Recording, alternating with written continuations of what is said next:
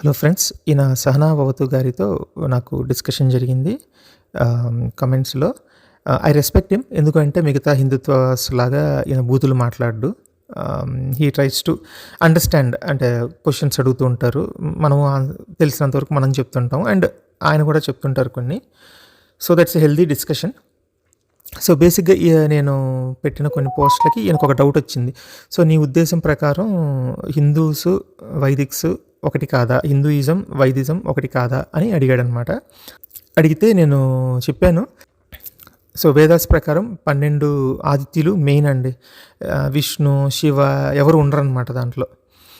ఈ 12 ఆదిత్యుల పేర్లు కూడా ఎవరికీ తెలియదు అసలు.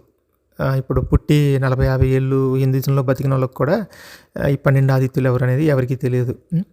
తర్వాత వాళ్ళు యజ్ఞాలు చేయాలి, సోమ తాగాలి. ఇంకా మెయిన్గా చెప్పాలంటే వేదాస్లో వర్ణ సిస్టమ్ ఉంది. ఓకే. అంటే మన క్యాలిబర్‌ని బట్టి మనకి ర్యాంక్ ఇస్తారు సొసైటీలో.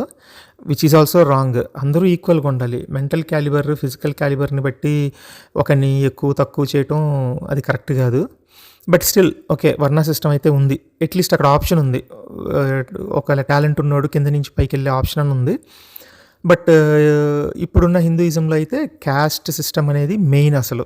ఆ వర్ణ సిస్టమ్‌ని ఎప్పుడో తగలబెట్టేసి క్యాస్ట్ సిస్టమ్ తీసుకొచ్చి అంటరాని వాళ్ళు, అణగారిన వాళ్ళు, శూద్రులు, అతి శూద్రులు, చండాలురు ఇలాగా 100 రకాల కులాలు క్రియేట్ చేసి జనాల్ని టార్చర్ పెట్టారు వీళ్ళు. సో ఈ రకంగా చూసినా కూడా మెయిన్ వేదాస్‌లో ఉండే మెయిన్ థింగ్స్ ఎవ్వరికీ హిందూస్‌కి తెలియదు అసలు ఏమున్నాయో. కాబట్టి వేదాస్‌కి ఇప్పుడున్న హిందూస్‌కి సంబంధమే లేదు అని నేను చెప్పాను అనమాట. ఓకే. అయితే ఆయన ఇంక నాకేవేవో క్వెషన్స్ అడిగేసి లాస్ట్‌లో ఏమన్నారంటే అయితే ఆయన నన్నేమడిగారంటే వేదాస్‌కి, హిందూస్‌కి సంబంధం లేకపోతే వేదాస్‌ని అన్నిటికంటే ఎక్కువ ఇంపార్టెన్స్ ఎందుకు ఇస్తారు? Why Vedas are kept on top of everything అని ఆయన అన్నారు. అంటే నా ఉద్దేశంలో అయితే మనం అన్నిటికంటే పైన పెట్టలేదండి. అటక మీద పెట్టేసాం. అటకెక్కిచ్చేసాం వేదాస్‌ని. అసలు అది ఏంటో కూడా మనకి ఎవరికీ తెలియదు. ఓకే. సో నేను ఈ క్వెషన్స్ అడిగాను కదా! మీరు ఎన్నిసార్లు యజ్ఞాలు చేశారు? ఎన్నిసార్లు సోమ తాగారు? ఇంద్రుడికి ఎన్ని గుళ్ళు ఉన్నాయి మన దగ్గర? ఎంతమంది పూజిస్తున్నారు ఇంద్రుడిని? వర్ణ సిస్టమ్ ఏమైంది? అని అడిగా కదా! సో దానికి ఆయన మళ్ళీ పాపం ఆయన కొంచెం ఏదో అర్థమైనట్టుంది. అర్థమయ్యి మాట మారుస్తున్నాడు.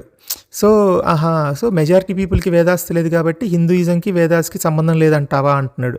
పైనేమో ప్రతి హిందువు వేదాస్‌కి అట్‌మోస్ట్ ఇంపార్టెన్స్ ఇస్తారు అన్నాడు. ఇక్కడేమో ఎక్కువ మందికి తెలియదు కాబట్టి దానికి దీనికి సంబంధం లేదంటారా? వేదాస్‌కి, హిందూస్‌కి సంబంధం లేదంటారా? అని ఆయనే అడిగాడనమాట. ఓకే. సో అట్లాగా ఆయన మాట ఆయనే మార్చారు. But hopefully he will understand it. ఇంకా అదండి సంగతి. అట్లాగా మనం చాలా మాట్లాడతాం. కానీ చాలా విషయాలు మనకు తెలియదు. ఫర్ ఎగ్జాంపుల్ సనాతన ధర్మం అంటే మీనింగ్ తెలియదు. హిందూ అనే పదం ఎలా వచ్చిందో తెలియదు.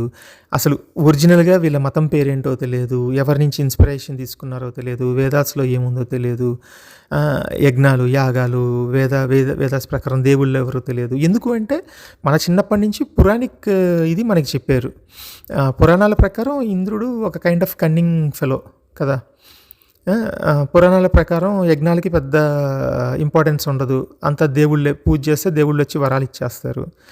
లేకపోతే దేవుడే దిగొచ్చేసి మీకు కావాల్సింది చేసి పెట్టేస్తాడు. మారువేషాల్లో, రకరకాల వేషాల్లో వచ్చేసి. అట్లాగా ఈ వేదాస్ మొత్తాన్ని పురాణాలు పక్కన పెట్టాయి కాబట్టి, అండ్ మనకి చిన్నప్పటి నుంచి చెప్పింది పురాణాలు కాబట్టి వేదాస్తో మనకి సంబంధం లేదు. ఇంకా చెప్పాలంటే ఈ పురాణాల్లో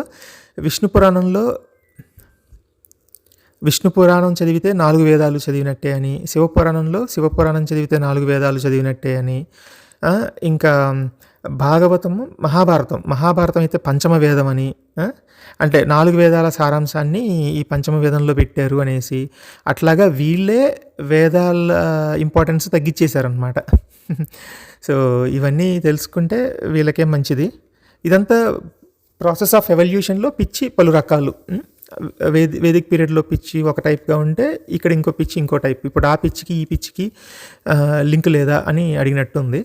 so hope he will understand.